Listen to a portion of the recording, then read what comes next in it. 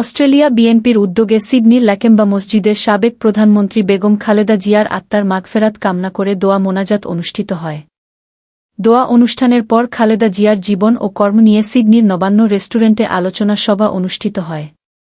আলোচনা সভায় বিএনপি অস্ট্রেলিয়ার সভাপতি মোসলেহ উদ্দিন হাওলাদার আরিফের পরিচালনায় উপস্থিত ছিলেন বিএনপি অস্ট্রেলিয়ার সাবেক সভাপতি মনিরুল হক জর্জ, প্রতিষ্ঠাতা ও সুপ্রভাত সিডনির প্রধান সম্পাদক এম.এ. ইউসুফ শামীম, বিশিষ্ট পরিবেশ বিজ্ঞানী ড. নার্গিস বানু, লেখক ও গবেষক শিবলি আবদুল্লাহ, উপদেষ্টা রুহুল আহমেদ সওদাগর, কুদরত উল্লাহ লিটন, লিয়াকত আলী স্বপন, প্রকৌশলী সোহেল ইকবাল মাহমুদ, ডা.